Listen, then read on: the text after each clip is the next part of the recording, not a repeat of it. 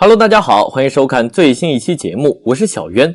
今天我们要讲的是拉斯维加斯黑寡妇案。千万富豪突然离奇失踪，1个月后，他的尸骸在沙滩被发现。警方将怀疑的目光投向一个女人，奈何缺乏直接证据，直到湖底的包裹让案件凶手浮出水面。就在警方以为即将破案时，意外的事情又发生了。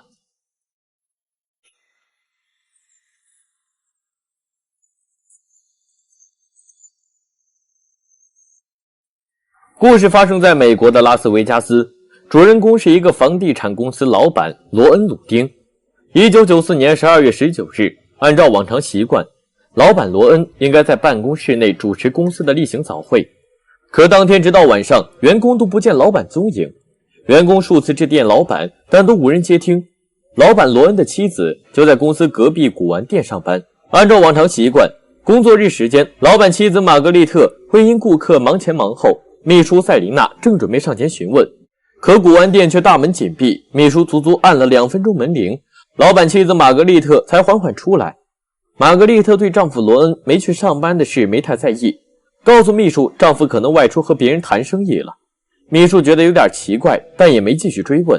可接下来数天，员工依然无法联系上老板，直到5天后，玛格丽特才报警称自己丈夫不见了。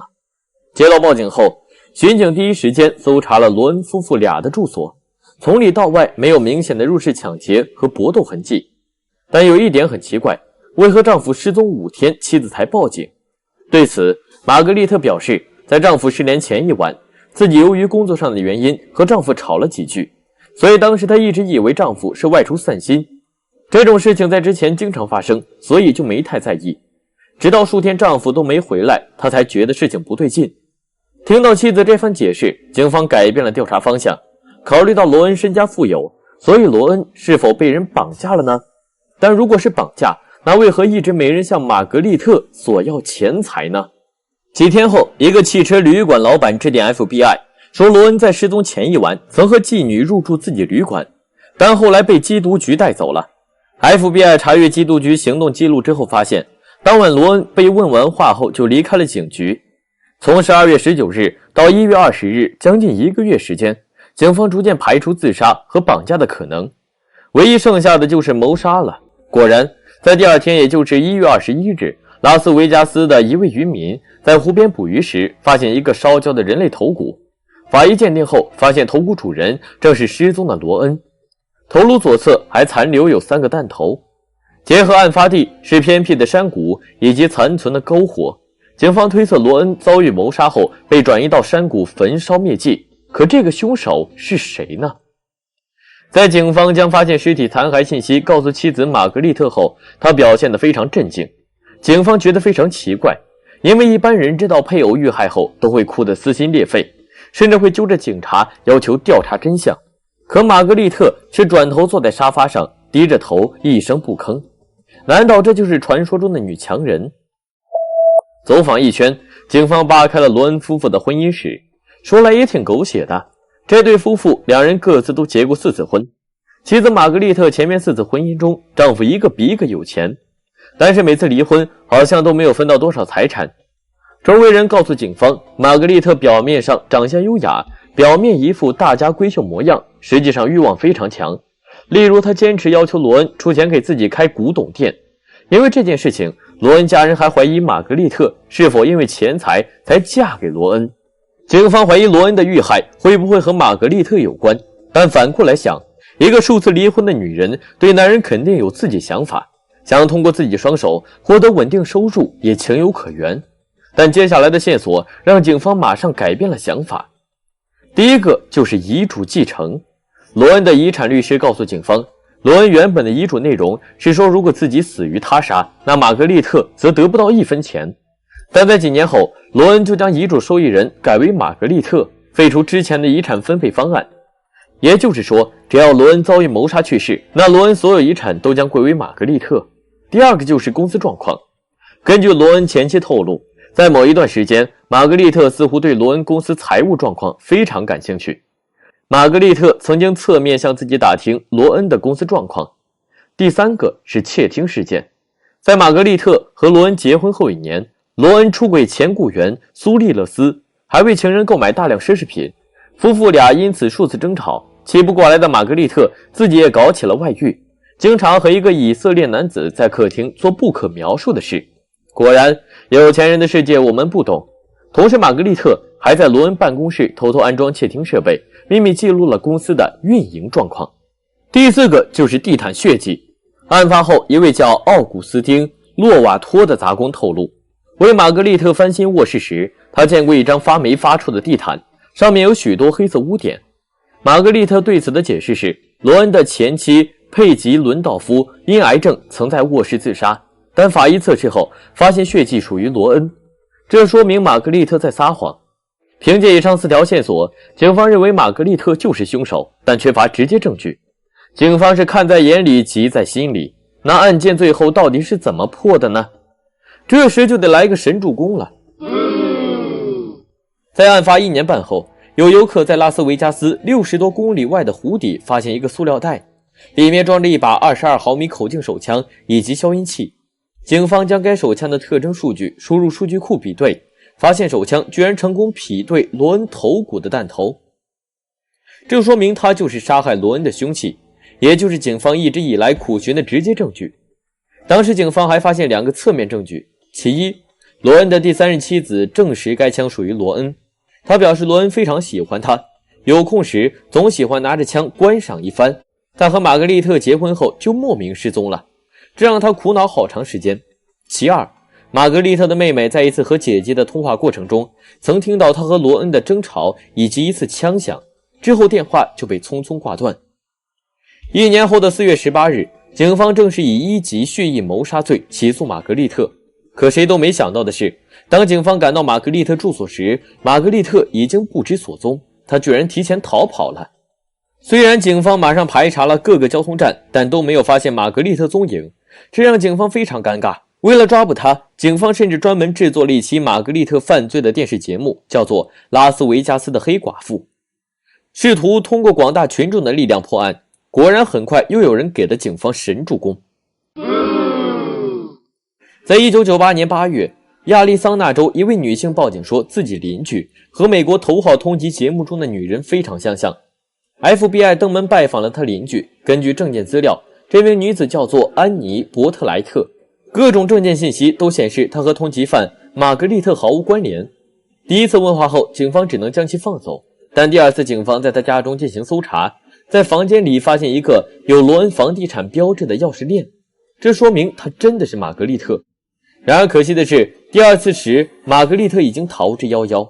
说到这里，有观众会问我，既然怀疑报案女子邻居是玛格丽特，那警方第一次为何不直接进入邻居家中搜索？这是因为根据美国宪法第5修正案，如果警方没有搜查令或者合理的搜查理由，警方是不能随意进入居民家中搜索。居民也有权利拒绝警方搜索。不得不说，玛格丽特远比警方想象中的更狡猾。他不但弄到一系列虚假的身份信息，还有非常强的反追踪心理。可即使一个人智商再高，但当他一旦开始犯罪时，他的智商就已经低下了。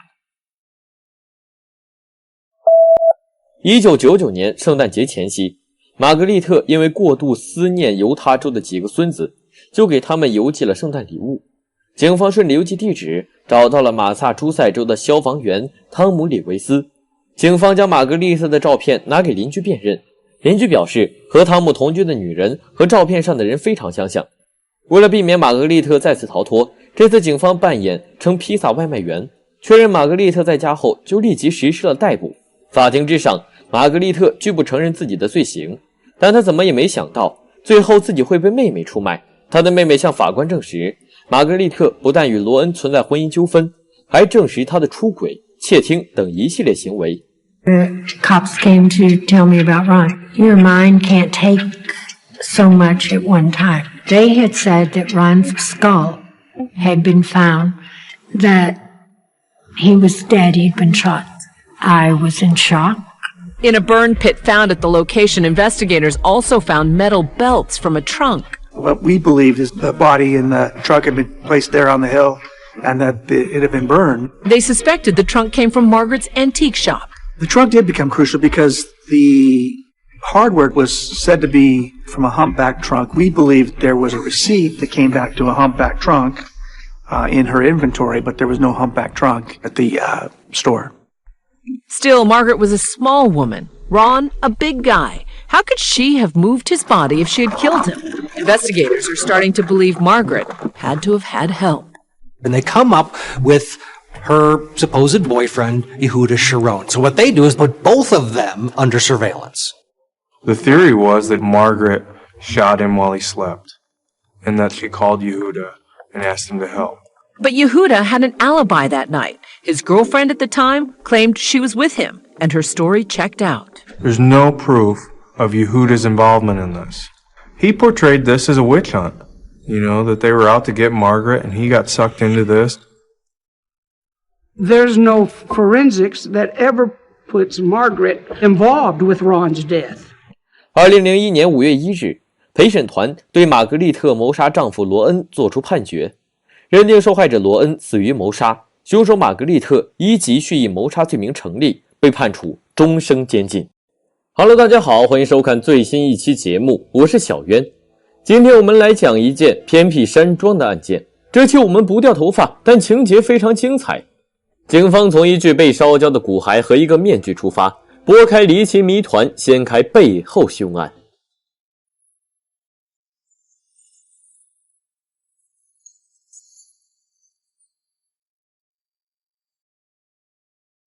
故事发生在美国纽约罗克兰县。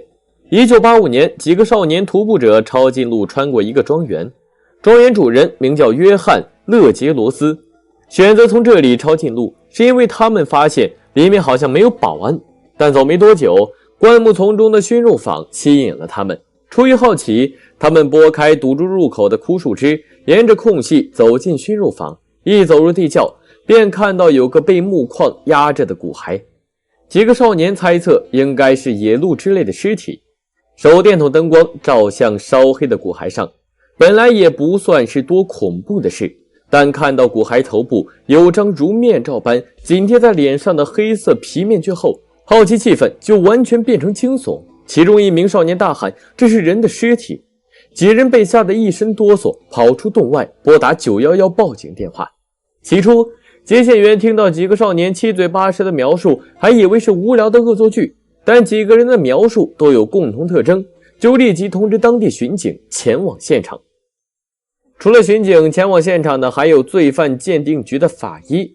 封锁现场，移开障碍，进入实室后，警方看到尸体被一扇破损的纱门盖着，熏肉坊南面的墙壁有层煤烟垢，残骸周围有烧焦的木块、玻璃碎片和一只袜子，门口附近则有一只烧焦的鞋子。里面令人晕眩的汽油味徘徊在空气中，久久不肯散去。法医发现骨骸上有一层薄薄的碳化物，肌肉组织已经所剩无几。最引人注意的是死者头上的贴脸面具，面具眼睛、鼻子和嘴巴部位留有开口。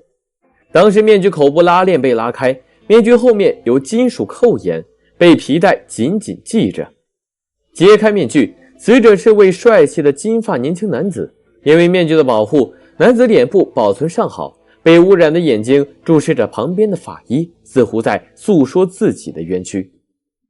死者所在的熏肉坊位于庄园山丘的一侧，沿小路可以到达一家旅馆。当年华盛顿将军曾在此短暂停留。庄园主人是在联合国工作的约翰·勒杰罗斯，他和妻子通常在夏季到这里度假。庄园大部分时间都没人居住。两个儿子在周末偶尔来此度假。说到这里，关键的问题就来了，庄园里面为何会有如此奇怪的人类骨骸？男子头上的面具表明他绝不是孤身一人到此，与他同行的伙伴是否也安静地躺在庄园某处，还是说他的伙伴就是凶手？为何男子会被人纵火？男子是先被射杀再被纵火，还是纵火后被人射杀？一堆疑问扑面而来。警方对当时的情况做了推演，戴着面具的男子在庄园某处被枪杀后，凶手将其搬到熏肉坊实室内用汽油焚烧，目的是掩盖罪行，阻碍警方对死者身份调查。但法医发现事情没有这么简单。因为骨骸有一层黑黑的碳化现象，而非白灰镜状态。这里涉及一个法医常识，在相对较高温度下焚烧人体，人体的肌肉组织会被烧尽，留下可燃点较高的衣着物品，非常少量的肌肉组织以及骨骼组织。此时的骨骼组织大多数呈现白色，剩下的肌肉组织会被肉食动物觅食，留下动物啃食的不规则咬痕。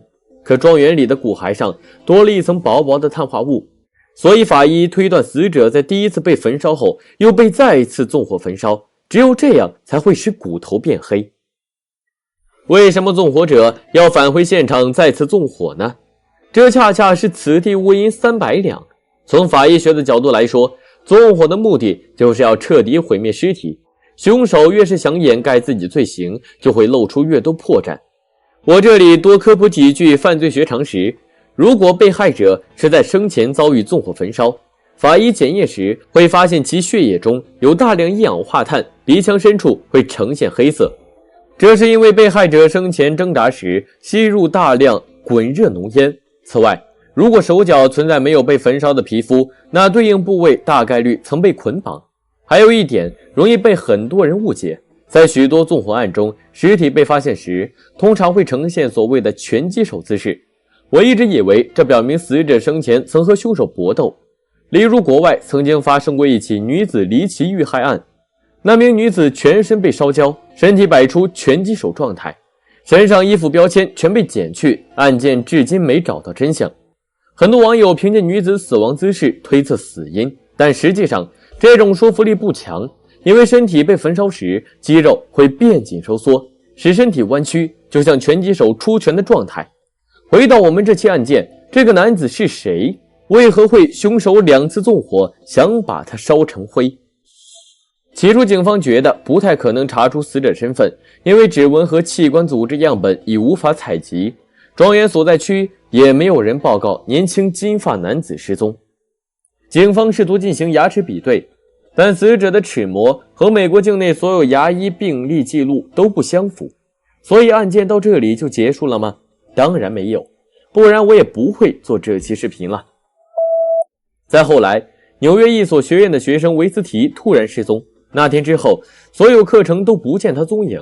这和平时维斯提努力上进的作风完全相反，室友家人都无法联系到他。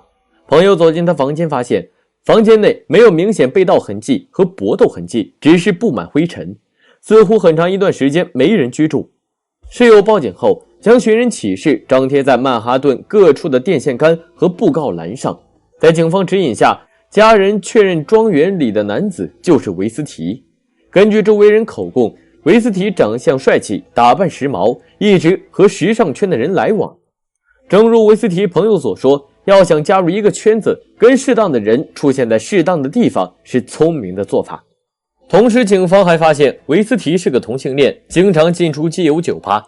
走访调查中，一个名叫伯纳德·勒杰罗斯的男子引起警方注意。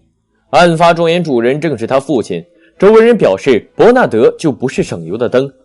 15岁开始，家人帮满世界闯祸的他擦屁股。22岁后，这家伙痴迷变态幻想，在母亲实验室玩弄尸体。现在的伯纳德不但吸食可卡因，还和各种社会人物勾肩搭背。他常对周围人吹嘘自己的伟大经历，杀手、黑手党、缉毒警、特工等等。普通人能想到的角色，伯纳德几乎都吹过。闲暇之余，还扮成警察巡视庄园。维斯提命案发生后，伯纳德向朋友吹嘘自己杀害了维斯提，还将维斯提开膛剖腹，品尝维斯提的鲜血。奈何过于浓稠，直接吐掉。当时他的朋友都以为这家伙磕过头，又在吹。直到警方这么一问，他们才惊出一身冷汗。从发现维斯提骨骸到盘查伯纳德，又有个男子引起警方注意。一个名叫安德鲁·克里斯波的艺术品交易商。某次安德鲁别墅的报警器被意外触发，巡警在屋内盘查时无意看到一个面具。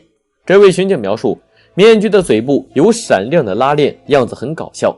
当时他被戴在人形模特脸上，即使是女人看到也会非常心动。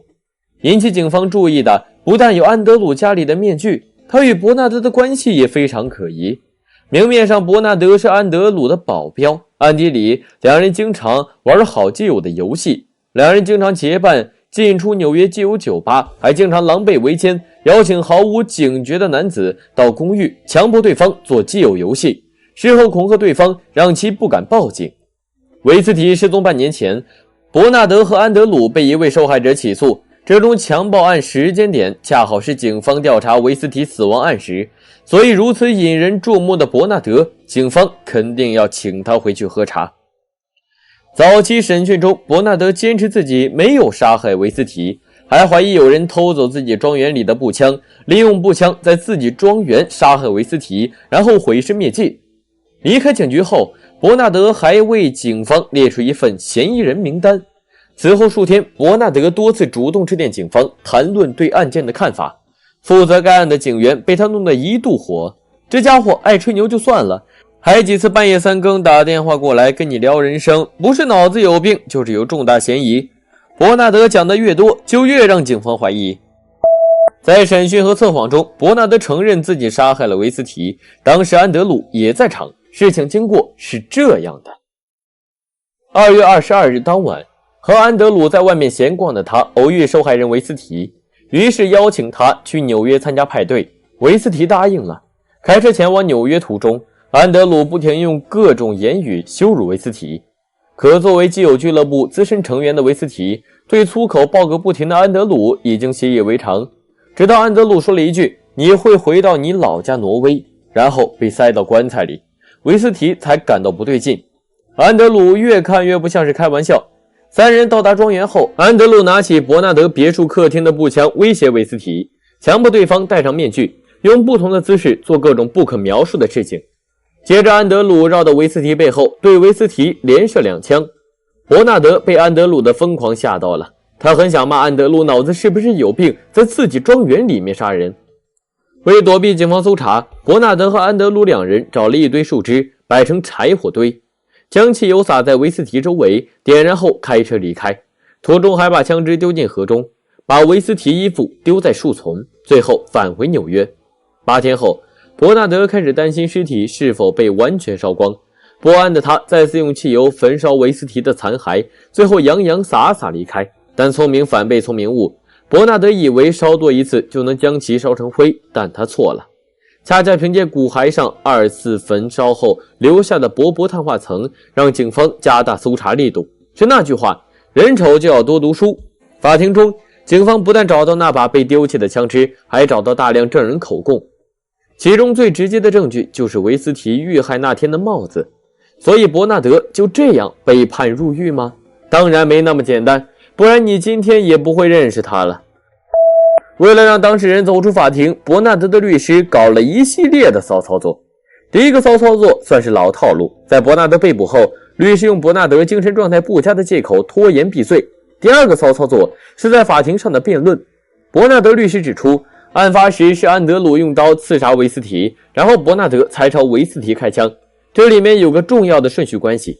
如果说维斯提是被刀刺杀后立即致死，然后再被开枪射杀，那伯纳德就无罪，因为这个人已经死了，但杀死他的人不是伯纳德，而是安德鲁，所以安德鲁才应该被判刑。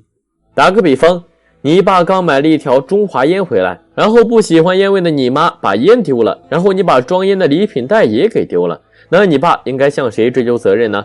肯定是丢中华的你妈，而不是丢袋子的你。但法医的尸检报告完全推翻了这点，证明维斯提是生前遭遇枪击，最终伯纳德2级谋杀罪名成立，被判终生监禁。在1985年9月审判伯纳德时，伯纳德向法庭控诉这一切都是安德鲁指使，但由于没有确凿证据证明安德鲁参与杀害过程，检方无法以谋杀罪起诉安德鲁。而安德鲁的辩护律师正是凭借这一点，向法官表示他的当事人或许的确犯下某些错误，例如毁灭证物、阻挠警方执法，但并没有动手杀害维斯提。最终警方指控安德鲁的几项轻罪因证据不足全被撤销，但出来混的迟早还是要还的。安德鲁在此后因为故意逃税被定罪，他拥有的39幅最好的画作被银行扣押，公司宣告破产，还因为强暴他人必须入狱服刑数年，天网恢恢，疏而不漏，出来混，迟早是要还的。Hello， 大家好，欢迎收看最新一期节目，我是小渊。今天我们来歇一歇，讲一件不会掉头发的案件。如果你家里有小孩，那最好看看这个视频，即使这种事情发生的概率微乎其微。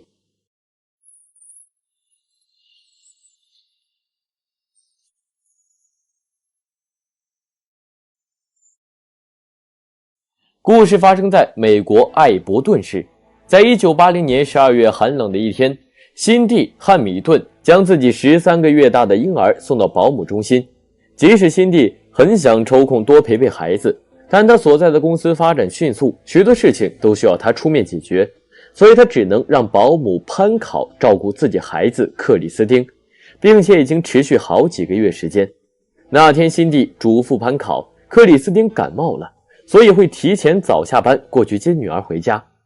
辛蒂所托付的保姆中心并不算大，老板是35岁的家庭主妇山卓·潘考，他有2个儿子，曾经担任助理护士。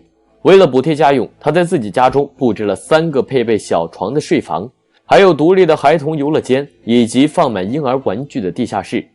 每个外人参观潘考的托管所后的睡房后，都会对其大加称赞，那里收拾得非常干净整齐。更加不可思议的是，潘考对小孩子似乎有种天生的亲和力，即使潘卓家里有很多客人，也很少听到任何小孩大哭大闹，因此潘考照顾小孩的家技在社区被广泛流传。可奇怪的事情开始了，在当天下午3点半，汉米顿太太接到潘考的电话。潘考说自己进去查看克里斯汀时，意外发现克里斯汀一动不动，和其他2个孩子截然不同。仔细抚摸克里斯汀，发现他已经没有脉搏。潘考马上拨打911求助电话，同时对孩子进行人工呼吸和心脏复苏急救，但都没能救醒孩子。下午4点半，医院宣布13个月大的克里斯汀死亡。那孩子好端端的，怎么会突然去世呢？警方起初怀疑孩子是否因为感冒高烧去世，但医生否认这种说法。于是警方请来城镇的验尸官，确认克里斯汀的死因。解剖结果显示，克里斯汀身上没有明显淤血或者外伤，身体器官看起来都很正常，肺部解剖口没有渗出不寻常体液，没有发现皮下点状出血情况，主支气管没有发现损伤，总之一切都很正常。验尸官对此给出的解释是婴儿猝死症，简称 SIDS， 就有点像我们看到天上奇怪的东西时，不管是不是 UFO， 总把它们叫做 UFO。 但艾伯顿市几个医生对验尸官的结果有异议，原因有如下几个方面：婴儿猝死的概率微乎其微，案发验尸官并非专业法医病理医生，孩子的死亡原因不能如此草率下结论，但警方完全不把医生意见放在心里，很早就已经结案。因为警方没有在托管所发现异常，同时坚称扩大调查范围会让克里斯汀父母更加伤心。况且潘卓经营托管所多年，所取得的成绩在社区有目共睹，不可能是潘卓杀害只有13个月大的婴儿，所以这起事件没多久就平息下来。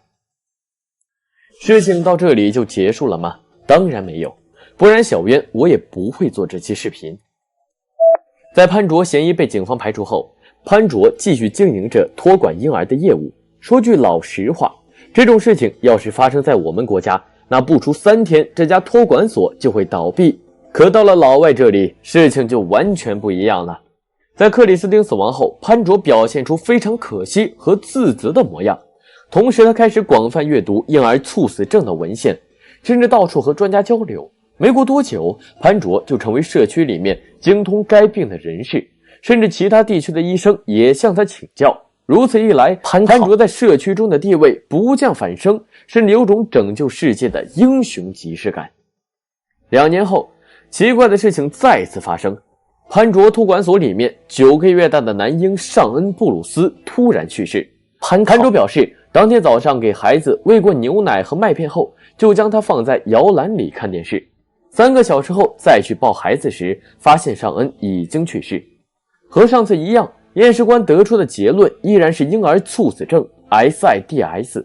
按理说，事情到了这里，警方或者其他医护人员应该开始怀疑，但没有人站出来。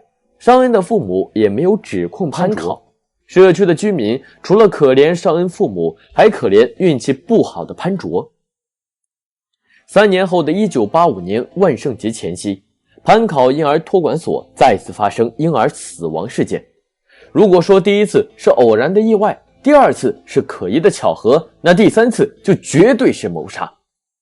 第3起孩童的去世让艾伯顿警方起了疑心。这一次，去世孩童泰勒·克罗斯被送往专业的医学院进行尸检。法医发现，孩子虽然没有明显伤痕，但肺部有大片充血，甲状腺和肺部深处有出血迹象，这两者都是窒息的典型症状。尸检最终结论是，孩子虽然符合 SIDS 症状，但也符合窒息死亡症状。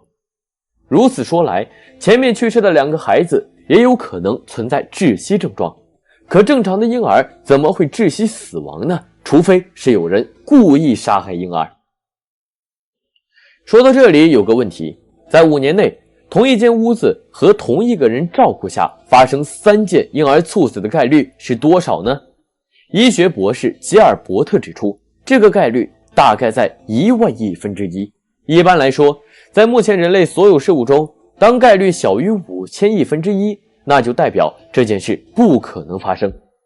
放到这起案件就是，潘卓托管所3个孩子的死亡不可能都是出于意外。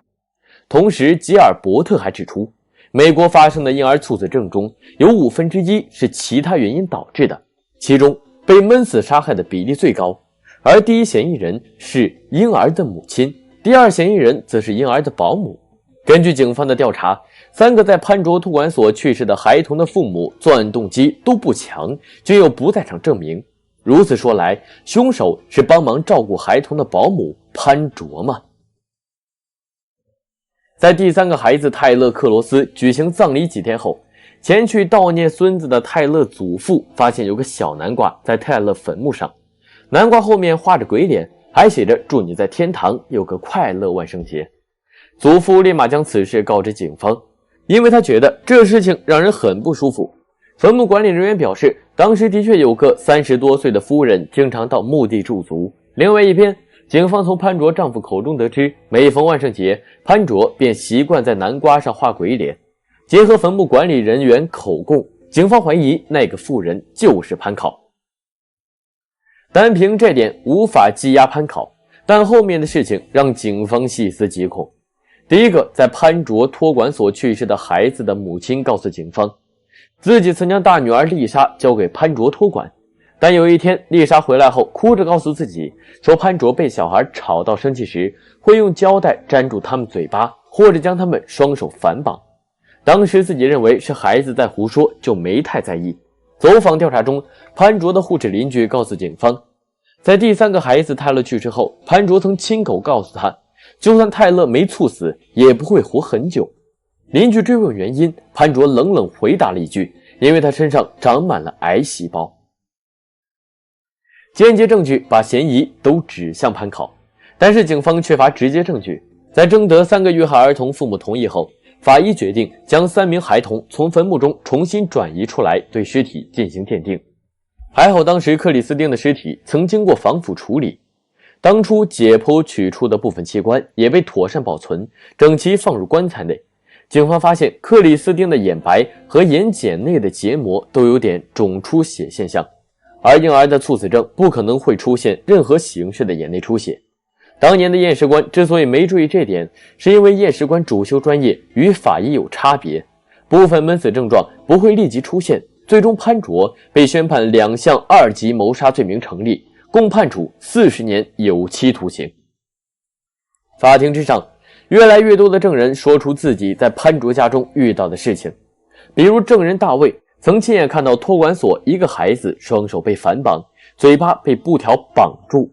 可是为何直到法庭之上，证人才说出这件事情？这点值得思考。还有个问题，为何潘卓会如此狠心，杀害3个年纪如此知晓的孩童，而且是间接性作案？我说说我个人的看法。根据警方后来披露的资料，从1980年第一个孩子克里斯汀遇害开始，到杀害最后一个孩子时的1985年，当局曾收到潘卓的10通求助电话，其中3个是通报发生婴儿猝死的状况，另外7个则完全不同，包括家庭纷争、丈夫虐待、服药过量以及忧郁症发作等等。这说明潘卓情感世界非常干渴，他需要来自别人的情感弥补。